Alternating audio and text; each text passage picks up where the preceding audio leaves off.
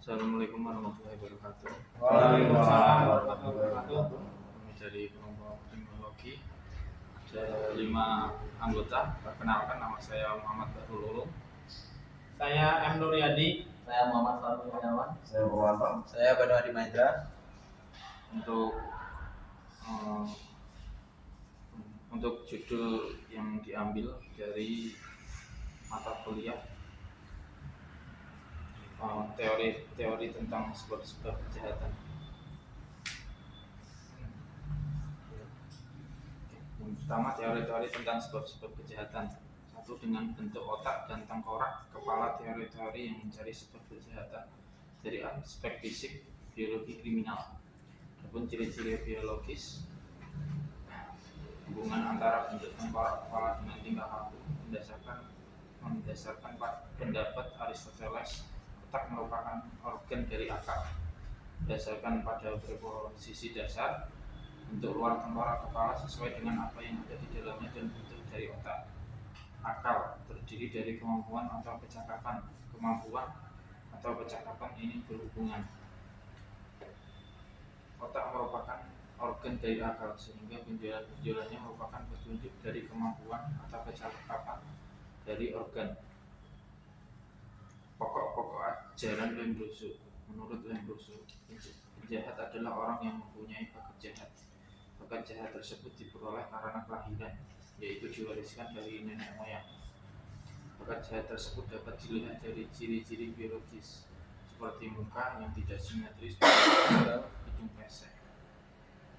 Bahwa bakat jahat tersebut tidak dapat diubah, artinya bakat jahat tersebut tidak dapat dipengaruhi.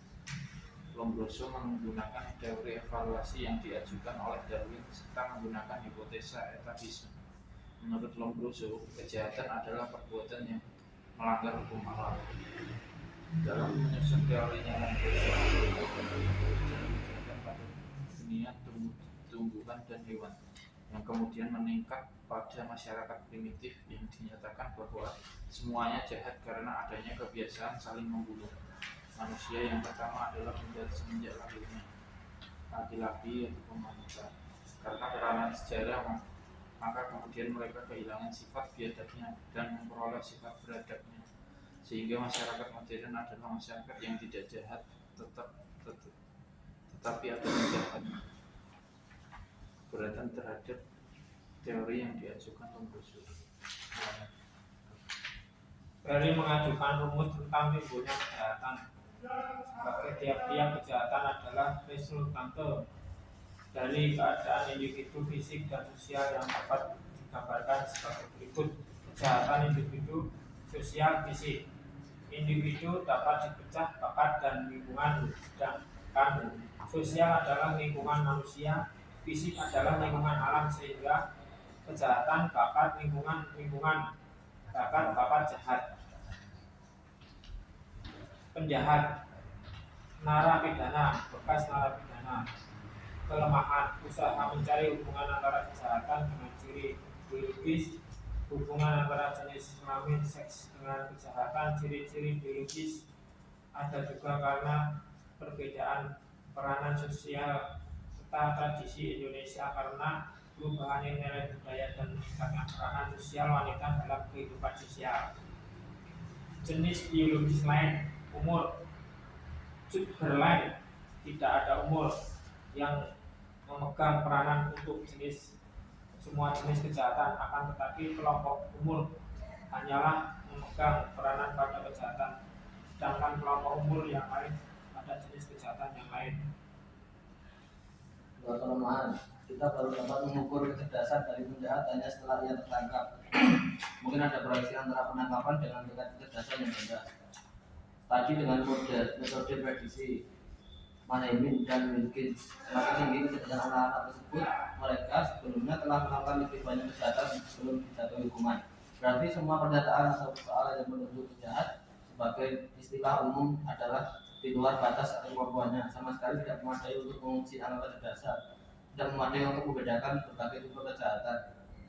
Kejahatan tersebut yang berhasil direncanakan dan dilakukan oleh individu yang memiliki kemampuan intelektual tersebut kecerdasan yang rendah hanya memainkan peranan kecil atau tidak berperan dalam sebab-sebab timbulnya kejahatan. Tentu saja terlepas dari adanya anggapan. Penjahat adalah orang yang memiliki ciri-ciri psikis yang lain dapat melakukannya kebanyakan, dan karena kebanyakan orang dianggap memiliki psikis yang tidak cacat, sehingga cacat mental dianggap sebagai bentuk menyimpang. Mendapatkan alasan bahwa seolah-olah ada hubungan kausal antara cacat mental dengan kejahatan.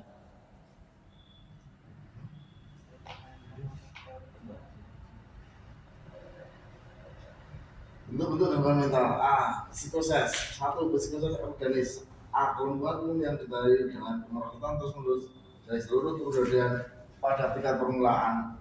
Maka perbuatan kejahatan seperti pencuri, penipuan, pemalsuan dilakukan dengan terang-terangan dan penuh ketololan. B. Traumatik psikosis yang diakibatkan oleh pada otak yang disebabkan dari kecelakaan agar otak menderita mudah gugup dan cenderung untuk melakukan kejahatan kekerasan. Psikosis organis. E. Puerperal insanity, wanita yang sedang hamil atau berpuasa setelah melahirkan yang diakibatkan karena kekhawatiran yang luar biasa, kelahiran yang tidak dikendaki, tekanan ekonomi dan kelemahan fisik. Pasal 38, 31 dan 308. F. Epilepsi. G. Psikosis yang diakibatkan dari alkohol. 3 tipe penggunaan alkohol: psikiatri dan kriminologi. A. Tipe normal. B. Peminum patologis. C. Alkoholis. Hubungan antara jenius dan kejahatan. Jenius sebagai penyimpangan dibandingkan dengan manusia rata-rata, bukan gejala massal atau langka. Hubungan jenius dengan kejahatan yaitu menarik perhatian kriminolog. 1. Diduga ada hubungan antara jenius dengan gila. 2. Adanya kepercayaan orang yang jenius seakan-akan adalah antisosial atau sangat individual.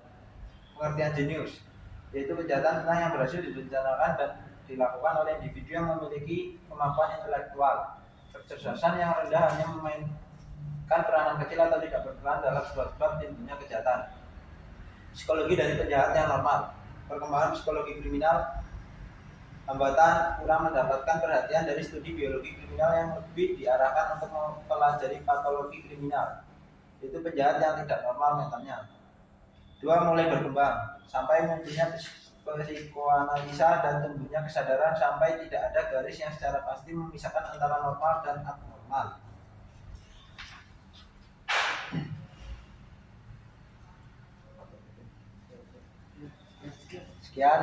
Sekian, terima kasih hasil presentasi kami untuk mata kuliah kriminologi, yaitu tentang teori-teori sebab-sebab kejahatan.